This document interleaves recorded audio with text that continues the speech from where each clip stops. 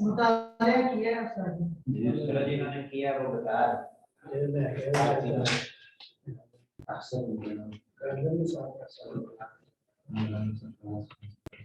کتنے اور خزانے ہمارے کتنے صفحات 37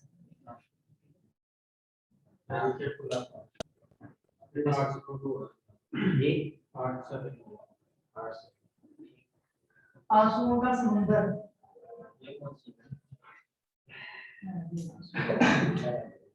کتنے 14 صفحات صفحے جی 14 صفحے کتاب بوزی رحمۃ اللہ علیہ پڑھنے کے لائق ہے اور احتیاط کا مطالعہ کیا کتنے صفحات 16 مطالعے کے حوالے سے ایک بات یہ بھی بتانی تھی کہ جو بھی کوئی لکھتا ہے نا کوئی کہتا ہے آدھا گھنٹہ کا مطالعہ کرو کوئی کہتا ہے 15 منٹ مطالعہ کرو جیسے میں نے آدھا گھنٹہ پیش کیا اس کو یہ نہ سمجھ لیا جائے کہ اب 15 منٹ لازمی ہی گویا کہ مطالعہ ہو اگر اس سے کم ہو سکتا ہے تو وہ نہیں کریں یعنی اس کا منفی پوائنٹ نہ لیا جائے کہ اگر ہمارے پاس 15 منٹ مطالعہ کرنے کا ٹائم ہوگا تبھی ہم مطالعہ کریں گے نہیں تو 5 منٹ تو ہم نے کرنا ہی ٹھیک ہے یا پھر کوئی بھی اپنے ترتیب سے لکھتا ہے کسی کی رہنمائی کرتا ہے بڑے صحافیوں کے پاس جائیں گے وہ کہیں گے روزانہ کا 500 صفحات مطالعہ کریں گے کوئی کہتا ہے 50 صفحات مطالعہ کریں کوئی کہتا ہے 100 صفحات مطالعہ کریں تو مطالعہ کریں بس یہ لازم چاہے 1 صفحہ کا کر لے ناوے کا جیسا میں نے لکھا ہوا تو مطالعہ دے کے ناوا نہ کریں 50 نہیں ہوتے 5 صفحے ہو جاتے ہیں 5 نہیں ہوتے 1 صفحہ ہو جاتا ہے لیکن کرے سے اور جو طریقہ کار بتائے اس کے مطابق کل جو پڑھایا تھا اس کا خلاصہ اس پہلی سلائیڈ کا تو خلاصہ یہی ہے کہ ہمیں خاص ہے انتظار میں نہیں بیٹھنا کہ کب محل دینے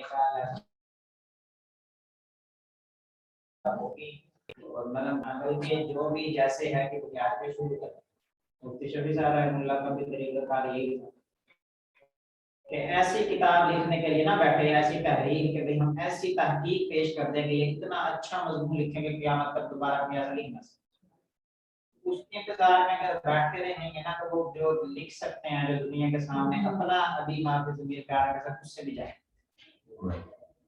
وہ فرماتے تھے کہ جو ہے جیسا ہے کہ بنیاد پر آپ اپنا اظہار کر دیں بعد میں اس میں ترمیمات ہوتی رہیں گی اضافات اور تبدیلیاں ہوتی رہیں گی اس وجہ سے ابھی جو یادیں شائع ہو رہی ہے تقی عثمانی صاحب کی تو وہ ابھی اگر کسی ساتھی نے لینی ہو تو میں مشورہ دوں گا کہ ابھی نہ لیں تاکہ اس کا پہلا ایڈیشن ختم ہو جائے دوسرے ایڈیشن میں اضافے ہوں گے تو وہ ٹھیک رہے گی یہ تحریر کیسے سیکھیں مفتی عبدالوہاب صاحب نامت برکاتہ ملالیہ کے لیے ابھی اتنی موٹی ساری اس سے پہلے والے نہیں دیکھی یہ تیسرا ایڈیشن ہے جو ابھی صحیح ہوا ہے کہ اب اس میں ترمیم اور اضافہ نہیں ہوگا تو پہلا ایڈیشن جو ہے نا وہ اکثر تبدیل ہو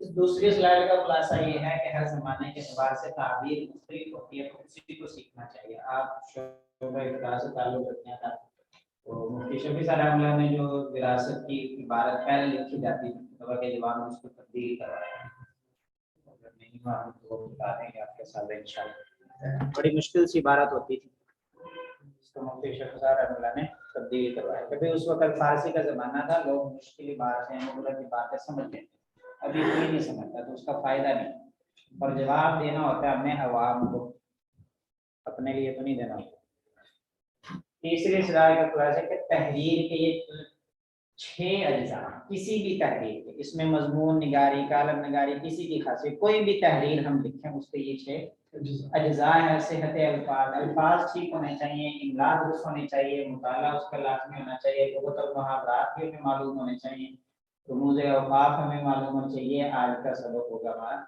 और नंबर 6 उर्दू के क़वाइद भी हमें मालूम होने चाहिए। इमला की दुरुस्तगी के ये 4 पॉइंट बताए थे कि किताब से इबारत देखकर नकल करें या इमला लिखवाएं, और 1-2 मिसालें इसमें दी हुई हैं, फिर 2 चश्मी हा को दूसरी हा से तब्दील न करें, और इसी तरह जो पहला कदीम इमला था उस तर्ज को भी बदल दें, आजकल ये सब अलग अलग लिखे। ये एक 4 था गलत और सही इमला का नक्शा, जो कल मैंने आपको बता दिया, तफसील से समझाया भी। अभी इसी नुक्ते नजर से मैंने मुताला किया तो एक लफ्ज मिला है। कौन सा?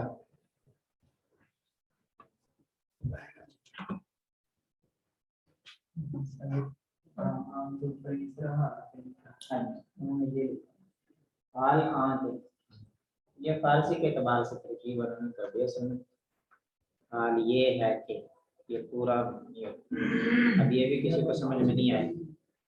हालांकि भी असल में जो दुरुस्त लिखा जाता है ना, वो हालां अलग और के का लफ्ज जो है ना वो अलग लिखा जाता है, लेकिन अब ये भी इतना आम हो गया कि दोनों तरह ही इस्तेमाल होता है, लेकिन हम तो इल्मी तबका है उसको तो बहरहाल दुरुस्त तरीके से लिखना चाहिए, हालां अलग और के अलग।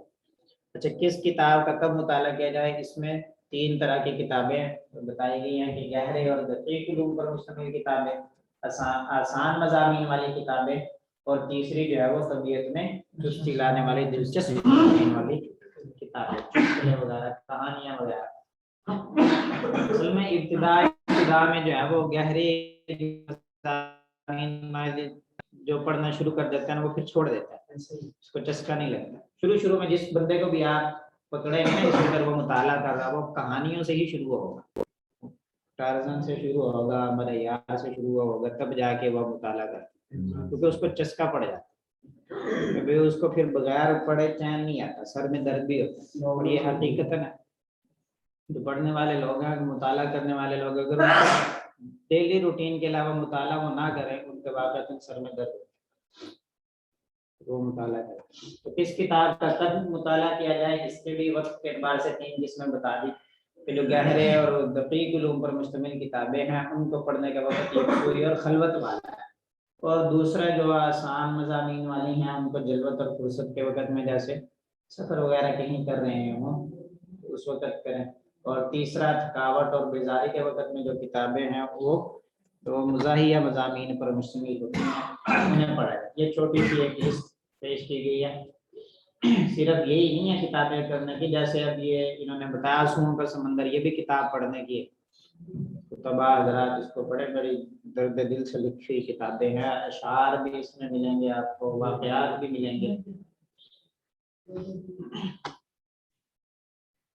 ये मुताला और मुशाहदा के हवाले से कल बताया गया था।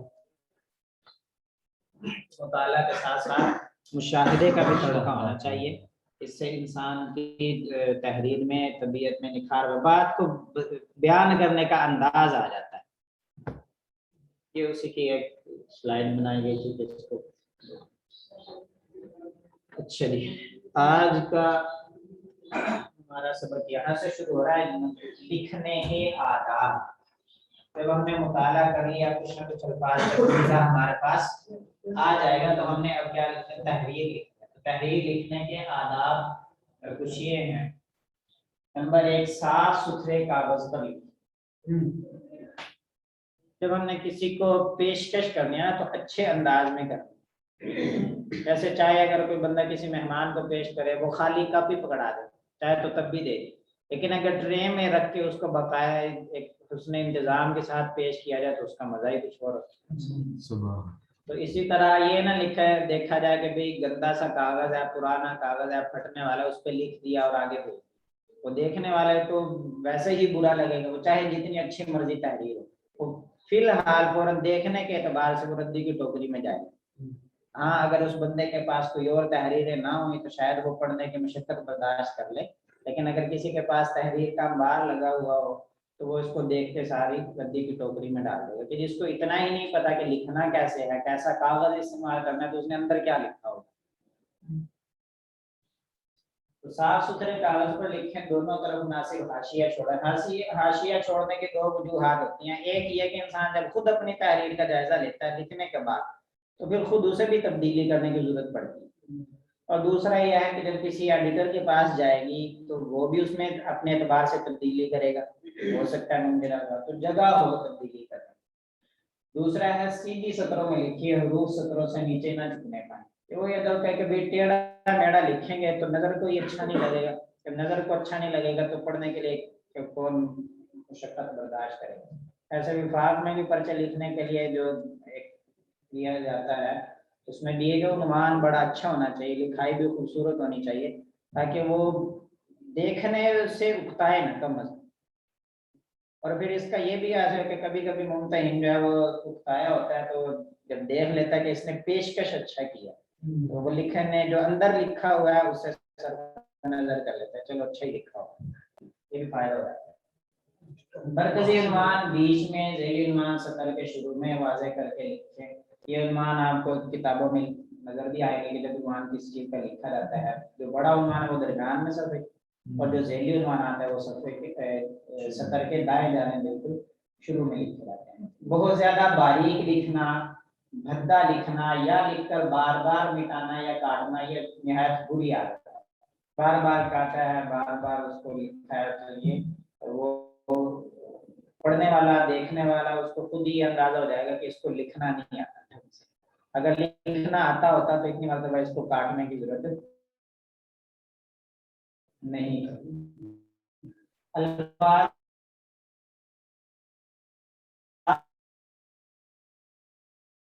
ख्याल रखें, मिलते जुलते कफर बना देना, वाक़िअन को आइन को जब हा की शक्ल में लिख देना ये गलत है, इससे इज्तिनाब करना चाहिए।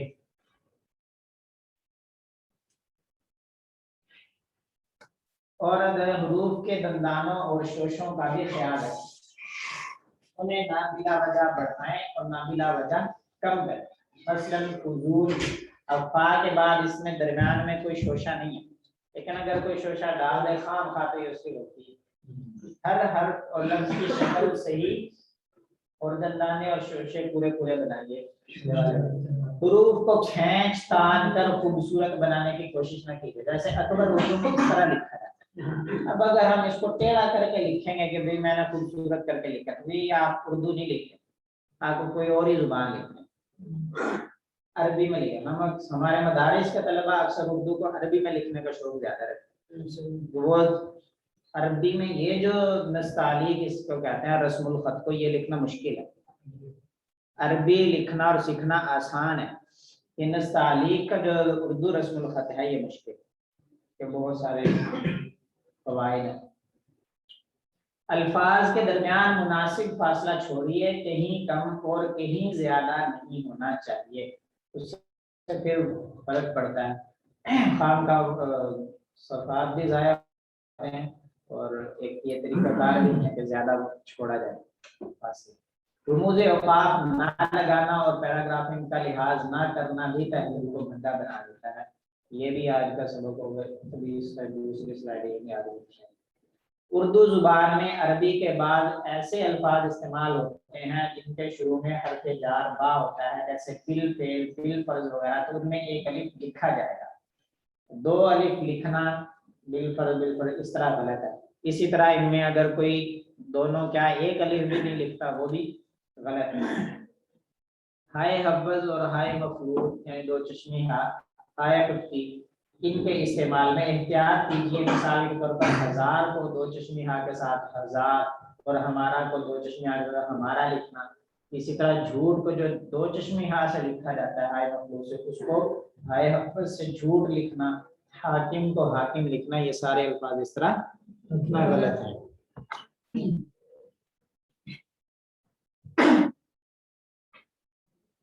कुछ अल्फाज दो लफ्जों का मजमू आते हैं, लेकिन बकसरत ये इब्तिदाई इस्तेमाल से एक लफ्ज बन जाता है, जैसे बिल्कुल, बल्कि, इनको बिल्कुल और बल्कि लिखना ये क्या होगा, गलत होगा। 2 या 3 लफ्जों को खामखा मिलाकर लिखने की कोशिश ना कीजिए, जैसे आसमान पर, जहां से, दिल में, जिनका, इनको हमेशा अलग अलग लिखना चाहिए। और आखिरी अदब ये है कि जो कुछ लिखा है उस पर नजर सानी जरूर कीजिए। नजर सानी का फायदा कि कभी कभी हमें ऐसा होता है कि हम लिख रहे होते हैं सवाल को समझ के कुछ और जब हम दोबारा तहरीर पर नजर डालते हैं फिर हमें समझ में आती है कि ये तो सारा जवाब बिल्कुल इसका उलट है। अगर हम तहरीर पर नजर सानी ही नहीं करेंगे तो वो हमारी गलती फिर गलती ही रहेगी, दुरुस्त नहीं होगी। ये अगली मश्क है, ये आखिर में करवाता हूँ, दोनों इकट्ठी में।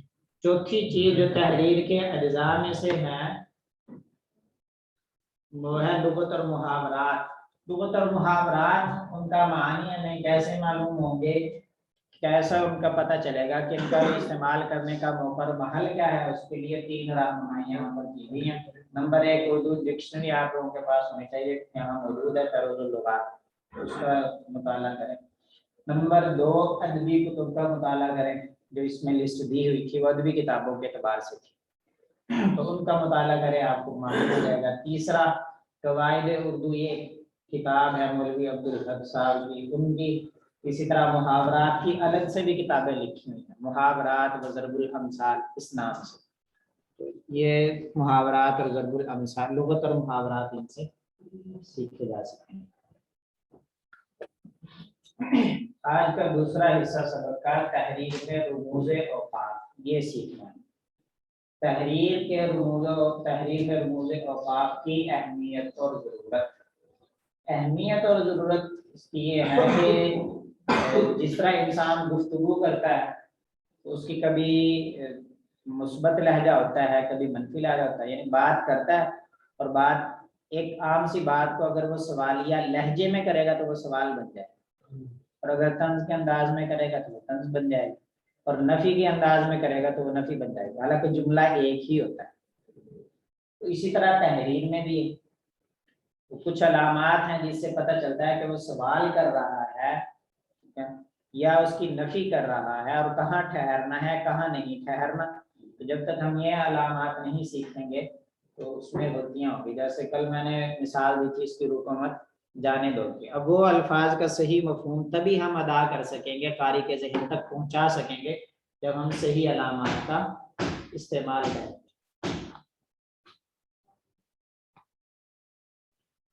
रुमूज़े औक़ाफ़ ये पहली अलामत वक्फ़े कामिल जिसे कहते हैं उर्दू में, और इंग्लिश में उसको डैश कहते हैं। डैश एक ज़्यादा ये अलामत कहाँ लगती है, जुमले के आखिर में। जब एक जुमला मुकम्मल हो जाता है, एक बात मुकम्मल हो जाती है तो उसके आखिर में ये अलामत लगती है। तो इस अलामत पर ज़्यादा ठहरना चाहिए, जैसे वो आयत की अलामत पर हम ठहरते हैं।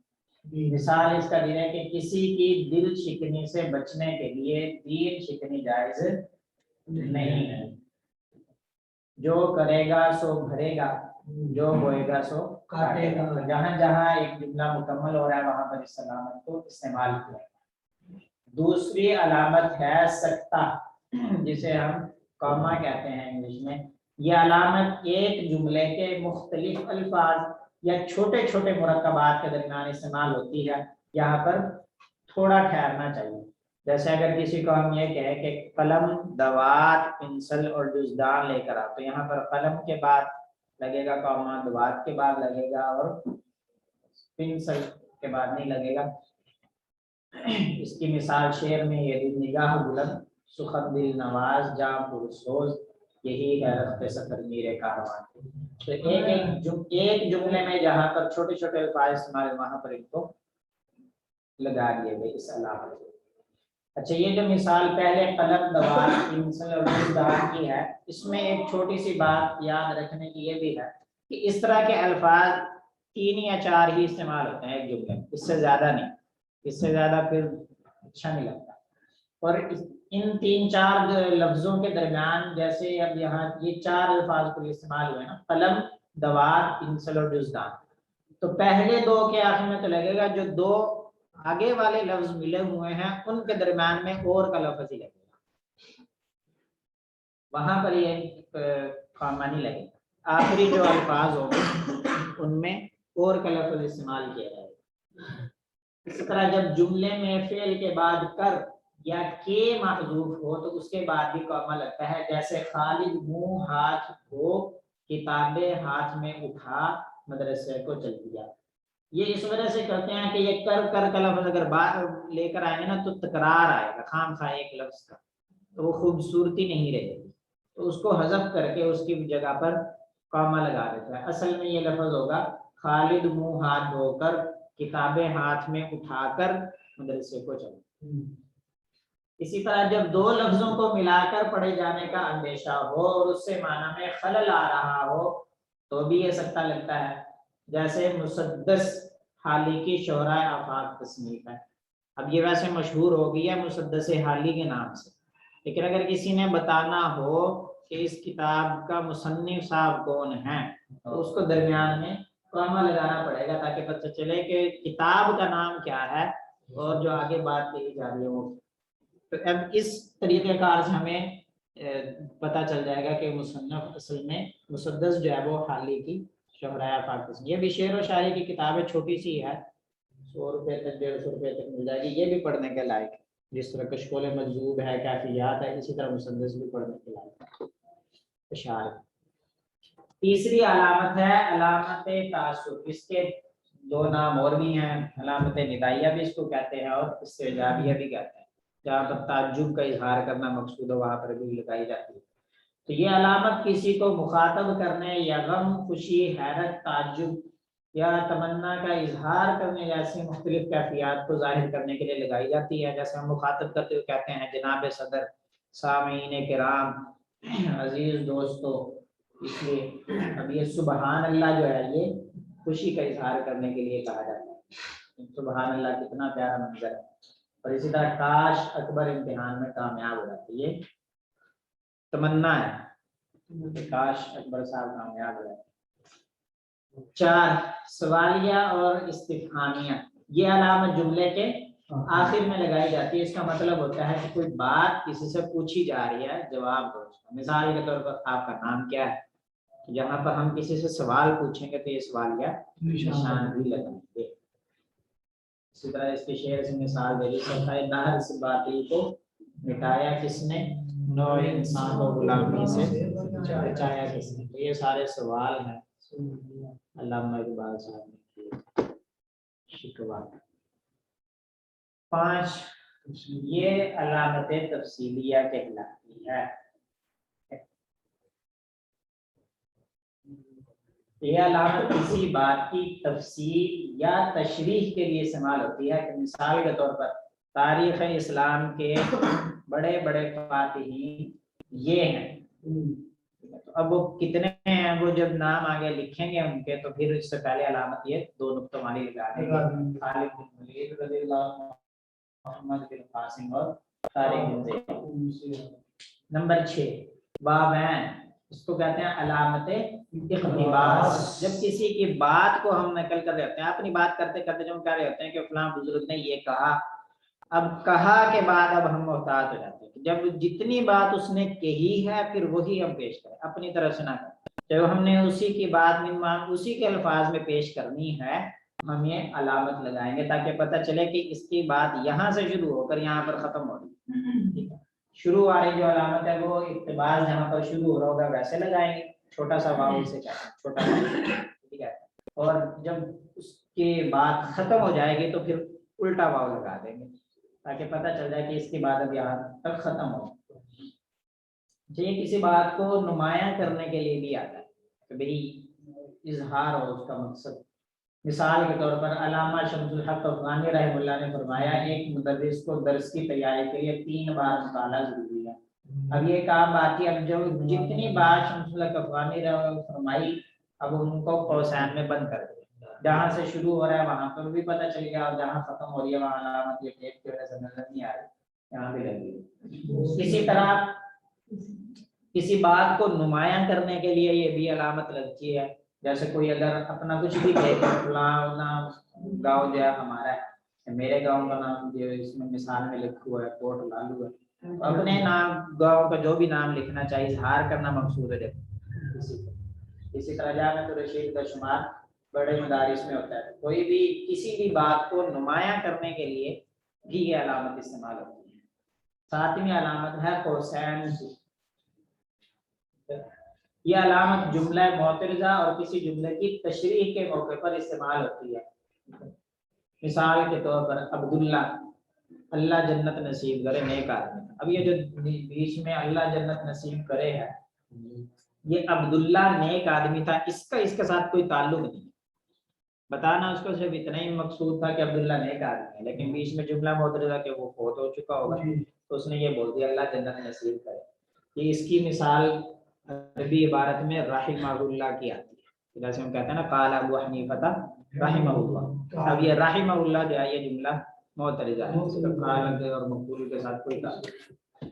इसी तरह दूसरी मिसाल अवाम जो मुहिब्बे वतन है का यही हाल है।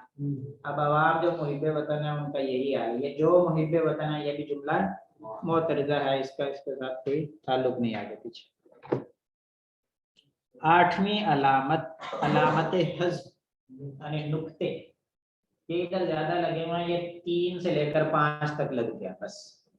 जहां पर हम किसी की इबारत को हज़फ करते हैं तो ये कम से कम 3 नुक्ते और ज्यादा से ज्यादा 5 नुक्ते छोटे छोटे लगा देते हैं। ये अलामत महज़ूफ़ इबारत या छोड़े हुए कलिमात ये ऐसी जगह इस्तेमाल होती है जहां पर किसी बात का जिक्र मुनासिब ना समझा जाए, जैसे हम जिसको वगैरह वगैरह से ताबीर कर देते हैं।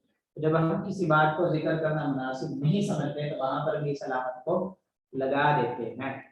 मिसाल दी हुई है 2, जरा गौर कीजिए ये इत्तिफाक़ी वाक़या था या कुछ और। अब या के बाद खुद उसने बात नहीं की कि वो इस बात को मुनासिब नहीं समझा था कि इजहार करे। जैसे बाज़ बातें ऐसी होती है ना कि हमें पता होता है कि वो दूसरा भी हमारी बात को समझ ले, हम उसको अधूरा छोड़ दें। वो मुझसे कोई बात ना छुपाते थे मगर यहाँ पर अब उसने कलिमात को छोड़ दिए मगर उसने ये बात छुपाई जो भी। नवी अलामत है अलामत तखल्लुस।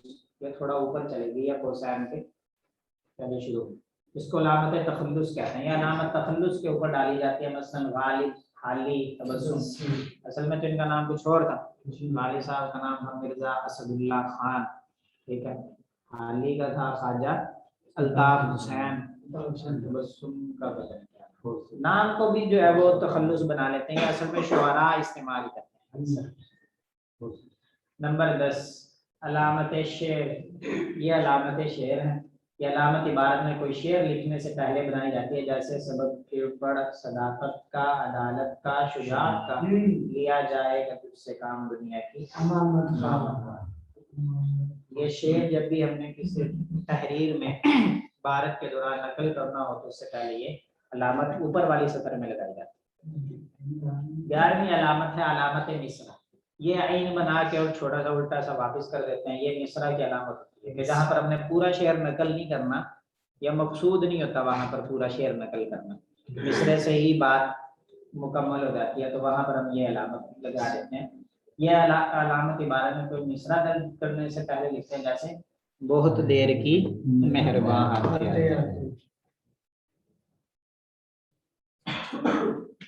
अच्छा जी, ये 11 अलामतें थी।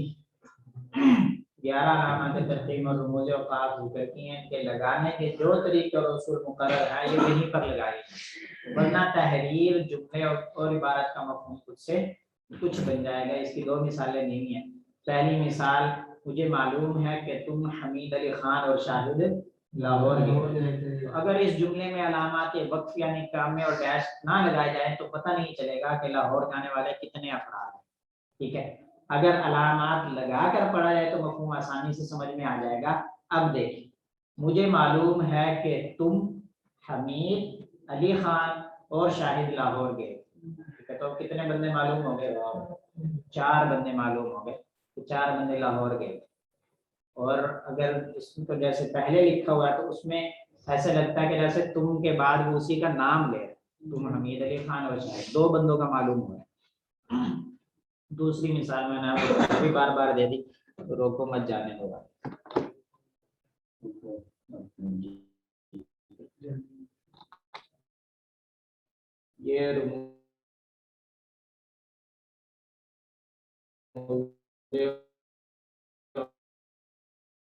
آپ کی عملی مشق ابھی میں آپ سے یہ دونوں مشقیں کرواتا ہوں انشاءاللہ کل کا وہ قواعد اردو کے قواعد وہ بھی ہمیں معلوم ہونے چاہیے.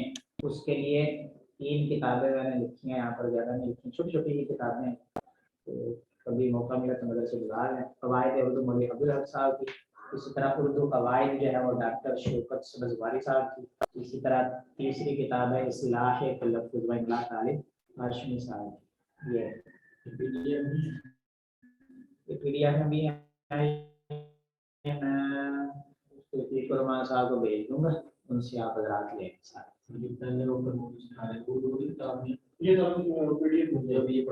یہ سارے پریزنٹیشن میں بھیج دوں گا, یہ بھی بھیج دوں گا. یہ کل کا سبق ہوگا جو آپ لوگوں نے وہ آپ کے آگے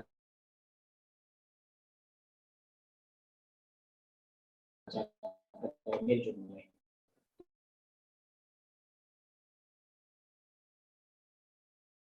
آپ لوگ اپنے پاس اسکرین شاٹ لے لیجیے گا تصویریں. ہاں جی, جملے بنانے ہیں. ٹھیک ہے جی, آج کا سبق کے اعتبار سے تو ختم ہو گیا. عملی مشق وہ آپ حضرات سے کروانی ہے.